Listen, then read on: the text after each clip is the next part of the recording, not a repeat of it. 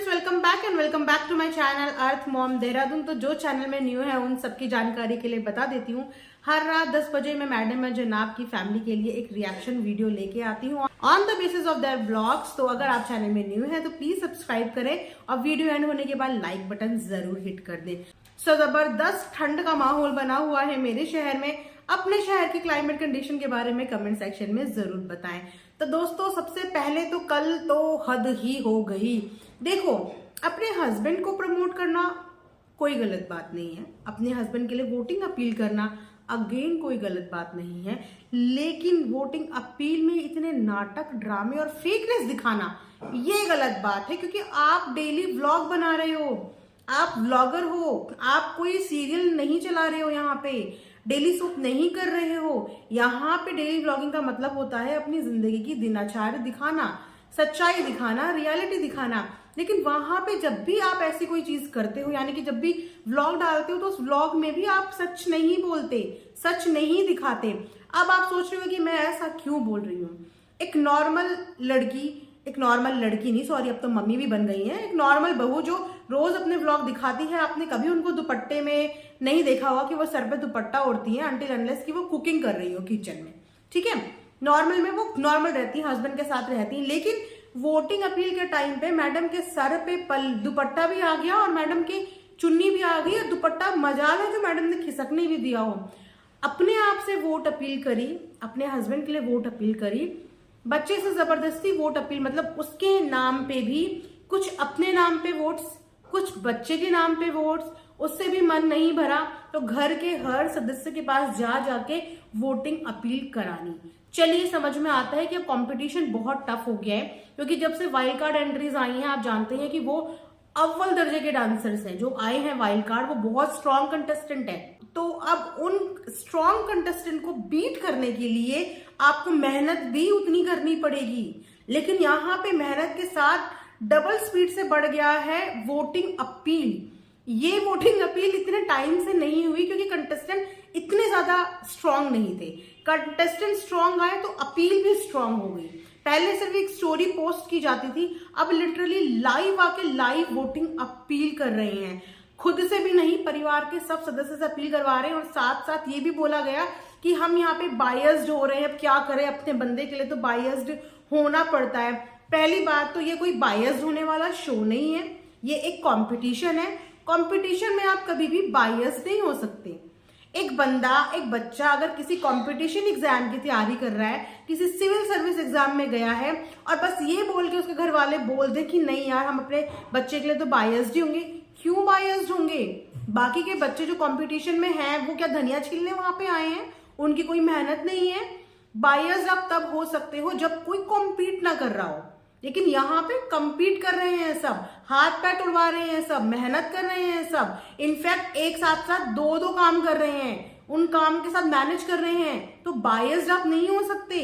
और अगर as an influencer आप बायस्ड बता रहे हो अपने आप को, तो भैया फिर आप इन्फ्लुएंसर किस बात के हो? आप सबको यही सिखा रहे हो यहाँ पे कि बायस्ड हो जाओ, कॉम्पिटिशन में बायस्ड हो जाओ अपने बंदे के लिए। अपने बंदे के लिए बायस्ड कैसे हो जाओ भैया? ये कोई बिग बॉस का शो नहीं है, ये बिग बॉस से बहुत अलग शो है। बिग बॉस में आप बायस्ड हो सकते हो क्योंकि वहां पे कंपटीशन नहीं हो रहा है, वहां पे सिर्फ सर्वाइवल का गेम है, पर्सनालिटीज दिखाने का गेम है। लेकिन ये एक डांस कंपटीशन है। कंपटीशन में तो मतलब दैट मीन्स कि फिर तो जजेस भी बायस्ड हो जाएं। अपने बंदे को जिता लो।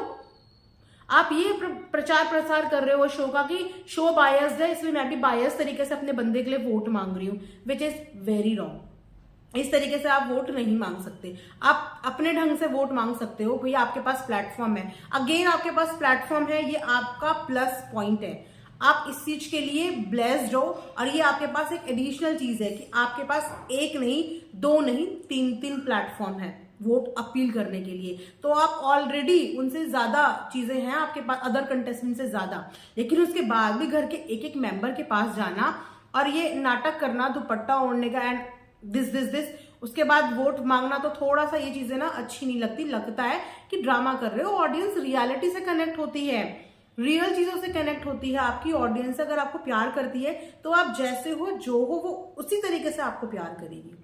आप सच से वोट मांगोगे, सच्चाई से मांगोगे, वो सच्चाई से आपको प्यार करेगी। लेकिन आप उनको इम्प्रेस कर रहे हो, फेकनेस दिखा के इंप्रेस कर रहे हो, because this is not real you. आपके व्लॉग मैं भी देखती हूँ और आई एम श्योर सब देखते होंगे, तो ये रियल नहीं हो। आपकी दुपट्टा रख के वोट मांगना, दे दो ये आप रियल नहीं हो। रियल करके चीजें मांगो तो ज्यादा अच्छी भी लगती हैं देखने में। तो ये था मैडम का पूरा कल का वोटिंग अपील का ड्रामा, तो मैंने सोचा चलो आज इस पर बात करें। उसी के साथ साथ आप सबके लिए इतनी बड़ी गुड न्यूज भी आ चुकी है, इतनी बड़ी गुड न्यूज कि डब्बा ने फाइनली अपना बिजनेस प्लान रिवील कर दिया। मतलब बहुत से लोग जिन्होंने कैफे कैफे कैफे बोल के प्रिडिक्शन लगा दिया था, तो आप लोगों की बात सच हो गई कि डब्बा का खुल रहा है रेस्टोरेंट। अब मुझे रेस्टोरेंट खुलने के साथ साथ टेंशन ये बढ़ गई कि अब इनका क्या होगा, अब ये लोग क्या करेंगे। मतलब क्या करेंगे से मतलब ये है कि ऑलरेडी घर में खाना कम बनता है, तो खाना बनाने के लिए शिफ्ट लगती है इनकी खालाओं की, कभी डॉटर खाला कभी माजा खाला। तो अगर घर का ही रेस्टोरेंट हो गया तो माजा खाला डॉटर खाला की तो फिर एंट्री बैन हो जाएगी, क्योंकि जब भी भूख लगेगी एक कॉल पे रेस्टोरेंट से खाना आ जाएगा।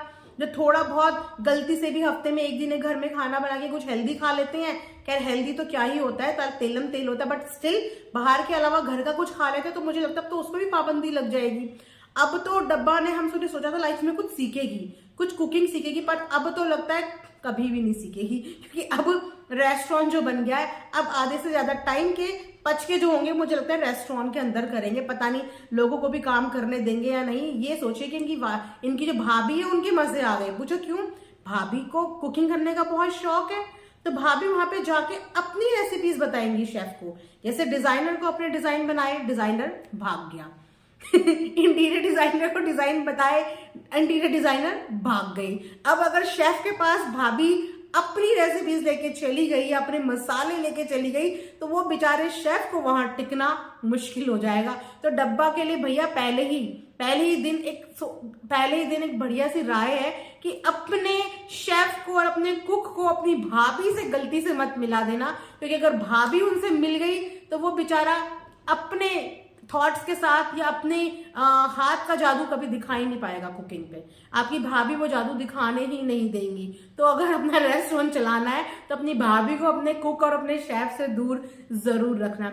वेल बेस्ट विशेष, क्योंकि कोई भी इंसान जब अपना बिजनेस शुरू करता है तो वो एक बहुत ह्यूज इन्वेस्टमेंट उसके लिए करता है, और हमेशा यही कोशिश करता है कि मेरे को इस चीज में उन्नति मिले, इस चीज में मुझे प्रॉफिट मिले, मेरा काम अच्छा चले। तो हम भी अपनी तरफ से आपको ब्लेसिंग्स देते हैं, बेस्ट विशेस देते हैं कि आपने जो काम खोला है आपका वो काम अच्छे से चले, आपके हस्बैंड के ऊपर जो खाली का टैग लगा है उस टैग से वो फ्री हो जाए और अपने काम में फोकस करें, क्योंकि जाहिर सी बात है कि इनकी बीवी का ह्यूज इन्वेस्टमेंट होगा इनके बिजनेस में। और मुंबई जैसी जगह पे रेस्टोरेंट खोलना अपने आप में एक इन्वेस्टमेंट होता है। एक वाइफ ने इनिशिएटिव लिया है अपने हस्बैंड को सेटल कराने का, तो मुझे लगता है कि उतनी ही जिम्मेदारी उनके हस्बैंड की भी बनती है कि अपनी बीवी के पैसों की इज्जत कर ले और इस काम में अच्छे से कर ले, दोनों इस काम को अच्छे तरीके से कर ले। देखो, रिएक्शन देना व्लॉग पे अलग चीज होती है, बट हम दिल से भी कभी किसी का बुरा नहीं चाहते। वो अलग बात है कि व्लॉग में कुछ प्रॉब्लमैटिक चीजें होती हैं, हम उनको हाईलाइट करते हैं, बट स्टिल अपने दिल से कभी किसी के काम के लिए बददुआ नहीं देंगे। हम यही विश करेंगे कि जो इंसान अपनी जिंदगी में जो चाहता हो ईश्वर उसको वो सब कुछ दे। तो ये था आज का एक छोटा सा वीडियो। आई होप आप लोगों को पसंद आया होगा। लाइक शेयर एंड सब्सक्राइब जरूर करें और वीडियो को ज्यादा से ज्यादा शेयर करें, ज्यादा से ज्यादा शेयर करें। Thank you.